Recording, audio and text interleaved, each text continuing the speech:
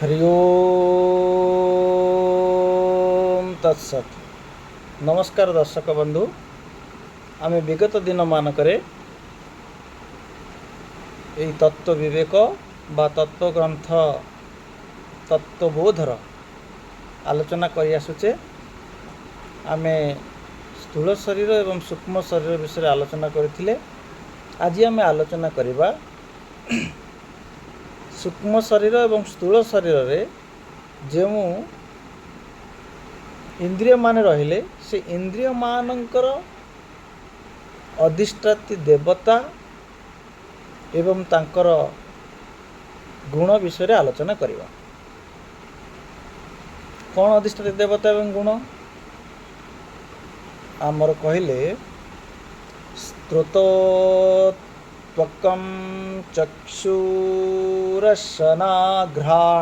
इति पंचो ज्ञानेन्द्रियाणि श्रोत्रस्य दिग्देवता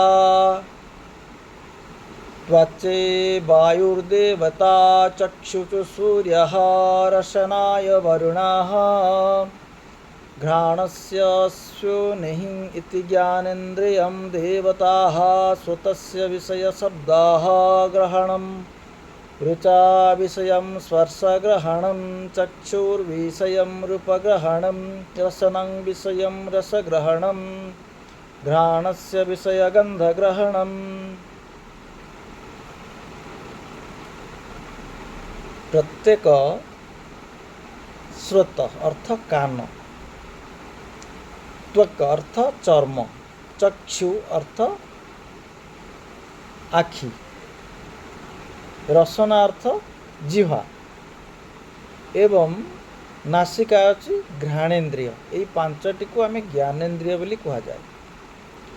तेणु श्रोत बा कर्णर देवता होती दिग बा आकाश, त्वचार देवता होती वायु, चक्षुर देवता होती सूर्य एवं जिह्वार देवता होती वरुण एवं नाकर देवता होती उभय अश्विनी कुमार। तेणु स्रोत कहले कानर विषय होची शब्द ग्रहण करिबा, चर्मर विषय होची स्पर्श ग्रहण करिबा, तापरे आसीगले आपणकर शब्द स्पर्श। चक्षुर विषय होची रूप ग्रहण करिबा, जिह्वार विषय होची खाद्यर रस को ग्रहण करिबा एवं स्वाद ग्रहण करिबा, नासिकार विषय होची गंध ग्रहण करिबा। यही पांच गोटी विषय को निज निज देवता माने अधिग्रहण करते। देवता माने जेमिति बाह्य देवता आम कौचे सेमती शरीर मध्य पिंड ब्रह्मांड एकमत अनुसार प्रत्येक इंद्रिय मानकर देवता रही विषय वस्तु रही। आखिर कार्य चक्षु करें, आखिर कार्य कान करें नहीं, कानर कार्य पाटी करें नहीं। तेणु प्रत्येक इंद्रिय मानकर विशेष रूप से विशेष शक्ति संपन्न होई सेमाने रहिचंती। सेमाने निज निज शक्ति अनुसार निज निज गुण अनुसार कार्य करिथांती। एबे कर्मेन्द्रिय कथा आलोचना करिबा। वाक् पाणि पाद संभोस्तोपस्थानि पंच कर्मेन्द्रियाणि वाच देवता वह्निः हस्तेन देवता इंद्रहो पादय देवता विष्णुः पादयं मृत्यु उपस्थ प्रजापति इमें कर्मे इंद्रिय देवताः वाचन विषय भाषणं पाण्यं विषयं वस्तुग्रहणं पाद विषयं गमनं पाय विषयं मलत्यागः उपस्थ विषयं आनंद इति। हमें पंच ज्ञानेन्द्रिय विषय आलोचना करथिले। पंच कर्मेन्द्रिय कथा कहते कौन ना बाक्र देवता। बाक कहले पाटी अर्थ देवता होती वचन, पानी कहले हस्त एवं पाद कहले पाद, वायु कहले गुह्य द्वार बा मल द्वार, उपस्थ कहले लिंग। यही गुड़ी को पंच कर्मेन्द्रिय बोली कह जाए। तेणु बाक बा वचनर देवता होती अग्नि, हाथर देवता होती इंद्र एवं ପାଦର ଦେବତା ହେଉଛନ୍ତି ବିଷ୍ଣୁ, ଗୁହ୍ୟଦ୍ୱାର ମଳଦ୍ୱାର ଦେବତା ହେଉଛନ୍ତି ମୃତ୍ୟୁ, ଲିଙ୍ଗ ବା ଉପସ୍ଥର ଦେବତା ହେଉଛନ୍ତି ପ୍ରଜାପତି ବ୍ରହ୍ମା। ତେଣୁ ବଚନର ବାକ୍ର ବିଷୟ ହେଉଛନ୍ତି ଭାଷଣ ବା କଥାବାର୍ତ୍ତା ବା ଶବ୍ଦ ଉଚ୍ଚାରଣ, ଏଇଟା ବାହାର କାର୍ଯ୍ୟ କହିବା କଥା ଯେଉଁଟା କୁହନ୍ତି।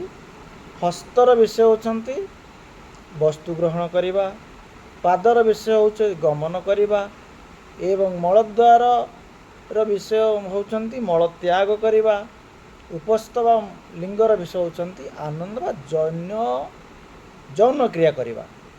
ତେଣୁ ପଞ୍ଚ କର୍ମେନ୍ଦ୍ରିୟ ନିଜ ନିଜ ଦେବତାମାନଙ୍କର ସହ ଯୁକ୍ତ ହୋଇ ଏ ଶରୀରରେ କ'ଣ କରନ୍ତି ନା କର୍ମ କରନ୍ତି। ଆଉ ଏ ସମସ୍ତ ଜଗତ ଈଶ୍ୱରଙ୍କର ନିର୍ଦ୍ଦିଷ୍ଟ ନିୟମରେ ପରିଚାଳିତ ହୁଅନ୍ତି। ତେଣୁ ଆମର ଇନ୍ଦ୍ରିୟ ଗୁଡ଼ିକ ମଧ୍ୟ ଏଇ ଈଶ୍ୱରୀୟ ପ୍ରକୃତିର ନିୟମ ଅନୁସାରେ ପରିଚାଳିତ ହୋଇଥାନ୍ତି। ଏଇ ନିୟମ ଦ୍ୱାରା କ'ଣ ହେବ ନା ଜଗତ ଜୀବ ଈଶ୍ୱରଙ୍କ ସହିତ ସମ୍ବନ୍ଧ ସ୍ଥାପନ କରିପାରନ୍ତି ବା କରୁଛନ୍ତି ବା କରି ଆସୁଛନ୍ତି। ତେଣୁ ଆଖିର କାମ ଦେଖିବା ଶକ୍ତି, ଆଲୋକ, ସେ ଯେଉଁ ଦେଖିବା ଶକ୍ତିଟା ଆଲୋକ ଉପରେ ନିର୍ଭର କରେ। ତେଣୁ ଚକ୍ଷୁର ଦେବତା ହେଲେ ସୂର୍ଯ୍ୟ। କାନର କାର୍ଯ୍ୟ ହେଲା ଶୁଣିବା, ଶବ୍ଦ ଗ୍ରହଣ କରିବା। ତେଣୁ ଶବ୍ଦଟା ଆକାଶରୁ ଉତ୍ପନ୍ନ। ତେଣୁ ଆକାଶର ବା ଶବ୍ଦର ଗତି ଉପରେ କର୍ଣ୍ଣର ଦେବତା ହେଉଛନ୍ତି ଆକାଶ ବା ଦିକ୍। ତେଣୁ ଆମର ସମସ୍ତ ଇନ୍ଦ୍ରିୟମାନଙ୍କର କାର୍ଯ୍ୟ ଏଇ ନିୟମରେ ବନ୍ଧା ହୋଇକି ଈଶ୍ୱରଙ୍କ ସହିତ ସମ୍ବନ୍ଧ ସ୍ଥାପନ କରିକି ଲାଗିକି ରହିଛନ୍ତି, ସମସ୍ତ ସ୍ଥାପନ କରିକି ଅଛନ୍ତି। ଏହିପରି ପ୍ରତ୍ୟେକ ଦେବତା ବା ପ୍ରତ୍ୟେକ ଇନ୍ଦ୍ରିୟର ଅଧିଷ୍ଠାନ ଦେବତାମାନ ରହିଛନ୍ତି। ଈଶ୍ୱରଙ୍କର ହେଉଛନ୍ତି ଏ ଯେଉଁ ଏକ ଏକ ପ୍ରତିଫଳନ ବା ଏକ ଏକ ଶକ୍ତିର ପ୍ରତିଫଳନ କହିଲେ ଅତ୍ୟୁକ୍ତି ହେବ ନାହିଁ। ଆଉ ସମସ୍ତ ପ୍ରତିଫଳନର ସମଷ୍ଟି ହେଉଛନ୍ତି କିଏ ନା ଈଶ୍ୱର। ଯେପରି ଆମର ଭାରତରେ କେନ୍ଦ୍ର ସରକାର ଦିଲ୍ଲୀରେ ଗୋଟିଏ ଶକ୍ତିଶାଳୀ ସରକାର ରହିକି ସମସ୍ତ ରାଜ୍ୟର ଆଞ୍ଚଳିକ ଦଳମାନଙ୍କୁ ବା ଆଞ୍ଚଳିକ ସରକାରମାନଙ୍କୁ ଯେପରି ଶାସିତ କରିଥାନ୍ତି, ଯାହାଦ୍ୱାରା ଦେଶ ଶାସିତ ହୁଏ, ସେହିପରି ଈଶ୍ୱର ହେଉଛନ୍ତି ସର୍ବଶକ୍ତିମାନ ହୋଇ ଏହି ଅଧିଷ୍ଠାନ ଦେବତାମାନଙ୍କ ରୂପରେ ନିର୍ଦ୍ଦିଷ୍ଟ ନିୟମରେ ଏ ସଂସାରକୁ, ଏ ଶରୀରକୁ ପରିଚାଳନା କରନ୍ତି। ତେଣୁ ଆମର ଜ୍ଞାନେନ୍ଦ୍ରିୟ, କର୍ମେନ୍ଦ୍ରିୟ, ଅନ୍ତଃକରଣ ଯାହାଙ୍କ ଶକ୍ତିରେ ଶକ୍ତିମାନ ହୋଇ ଏକ ନିର୍ଦ୍ଦିଷ୍ଟ ନିୟମ ଅନୁସାରେ କାର୍ଯ୍ୟ କରନ୍ତି, ତାକୁ ଦେବତା ବୋଲି କୁହାଯାଏ। ତେଣୁ ଜୀବ ଇନ୍ଦ୍ରିୟମାନଙ୍କ ଦ୍ୱାରା ଯେଉଁ କାର୍ଯ୍ୟ କରେ, ଈଶ୍ୱର ଅଧିଷ୍ଠାନ ଦେବତା ରୂପେ ସେଇ ଇନ୍ଦ୍ରିୟମାନଙ୍କ ଦ୍ୱାରା ଯୁକ୍ତ ହୋଇ ସେଇ ସମସ୍ତ କାର୍ଯ୍ୟ କରାଇଥାନ୍ତି। ତେଣୁ ଏ ହେଲେ ଇନ୍ଦ୍ରିୟମାନଙ୍କର ଦେବତାର କଥା। ଏବେ ଆମେ କାରଣତ୍ରୟ ଯେଉଁ ଶରୀରତ୍ରୟ ଆମେ ଆଲୋଚନା କରିଥିଲେ, ଏବେ ଆସିବା ସୂକ୍ଷ୍ମ ଶରୀର ଗଲେ, ସ୍ଥୂଳ ଶରୀର ଗଲେ, ଏବେ ଆସିବା କାରଣ ଶରୀରମ୍ କିମ୍। କାରଣ ଶରୀରଟା କ'ଣ ତାକୁ ଜାଣିବା। ନା ଜଗଦ୍ଗୁରୁ ଆଦିଗୁରୁ ଶଙ୍କର ଏଇ କାରଣ ଶରୀରକୁ ସେ କହୁଛନ୍ତି ଅନିର୍ବାଚାନମ୍ ଅବିଦ୍ୟାରୂପମ୍ ଶରୀର ତ୍ୱୟ ସକାరణଂ ମାତ୍ରମ୍ ସତ୍ସ୍ୱରୂପ ଜ୍ଞାନମ୍ ନିର୍ବିକଳ୍ପ ରୂପମ୍ ୟଦସ୍ତି ତତ୍ କାରଣ ଶରୀରମ୍। ଅତି ସୁନ୍ଦର ଭାବରେ କହିଛନ୍ତି। ଅନିର୍ବାଚନୀୟ, ଅନିର୍ବାଚନୀୟ ଅର୍ଥ ଯାହାକୁ ଆମେ ବ୍ୟକ୍ତ କରିପାରିବା ନାହିଁ, ବଚନରେ ବ୍ୟକ୍ତ କରିପାରିବା ନାହିଁ। ଅନାଦି, ଯାହାର ଆଦି ନାହିଁ ବା ଆରମ୍ଭ ନାହିଁ। ଅବିଦ୍ୟା, ଅବିଦ୍ୟା ହେଉଛି ଅଜ୍ଞାନର ଗୋଟିଏ ରୂପ। ତାପରେ କହିଲେ ଶରୀର ଦ୍ୱୟ, ଶରୀର ଦ୍ୱୟ କହିଲେ ସ୍ଥୂଳ ଏବଂ ସୂକ୍ଷ୍ମ ଶରୀରର କାରଣ, ଅର୍ଥାତ୍ ବୀଜ ସ୍ୱରୂପ ଏବଂ ନିର୍ବିକଳ୍ପ, ଯାହାର ବିକଳ୍ପ ବା ଅନ୍ୟ ରୂପ ବୋଲି କିଛି ନାହିଁ। ଏଇ ରୂପରେ ସ୍ଥିତ ଯିଏ, ତାହାକୁ କାରଣ ଶରୀର ବୋଲି କୁହାଯାଏ। ଅର୍ଥାତ୍ ଜାଗ୍ରତ ଏବଂ ସ୍ୱପ୍ନ ଅବସ୍ଥାରେ ଆମର ଶରୀର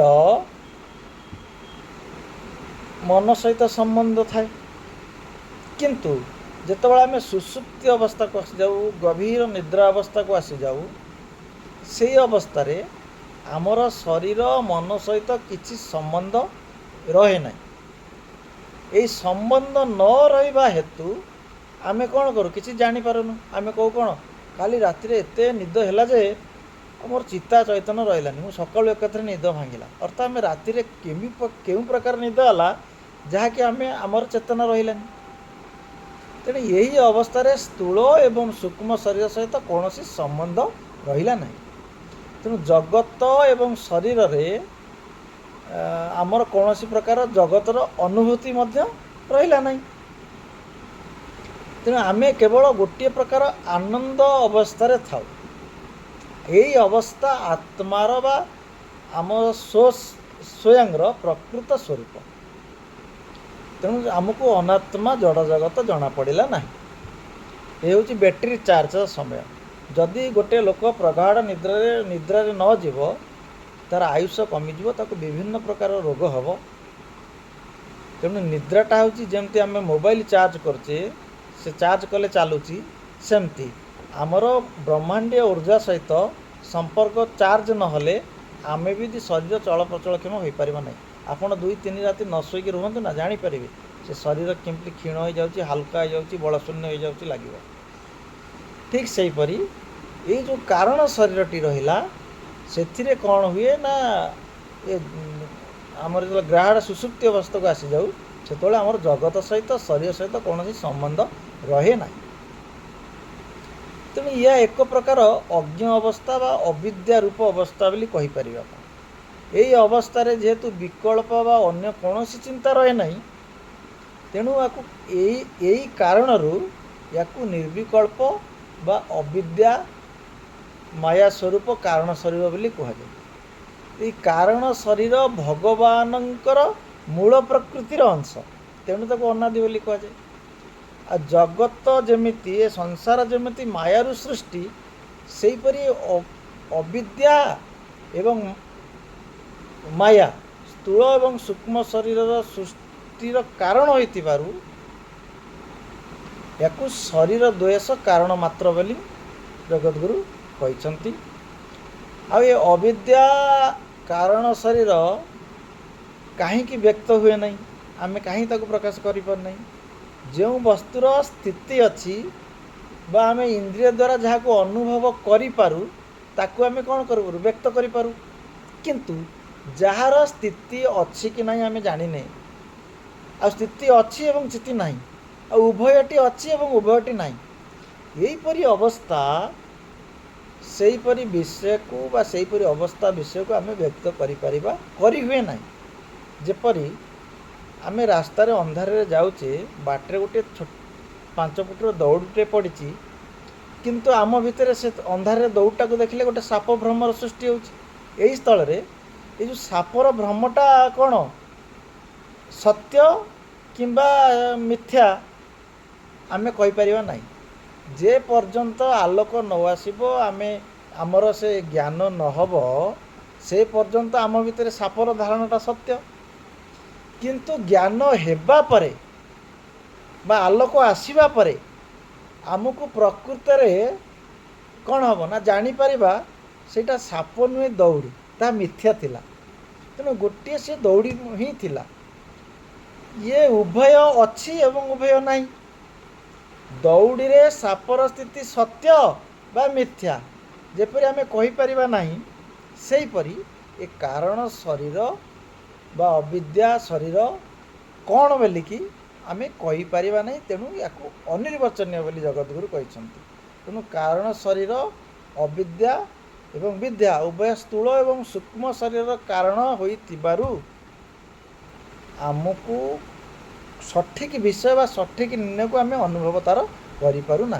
तेणु इंद्रिय मन बुद्धिर कार्य कौन ये स्थूल शरीर एवं सूक्ष्म प्रक्रिया पर आधारित किंतु अन्य पक्षरे कारण शरीर हूँ स्थूल एवं सूक्ष्म कारण सृष्ट तेणु मन बुद्धि द्वारा आमे अविद्यार आदि बा आरंभ समय बा सृष्टि समय आम बुझीपर ना यहीपरि दृष्टांत दौड़ी सापर उपनिषद मानक बहु जगार दि जाइए आमर जो आम बापांकर विवाह उत्सव वर्णना बेले तांकर 3 वर्षर छोट पुओ बापा को प्रश्न कला बापा तुम बाघर समय मत कहीं तुम नेलनि साथी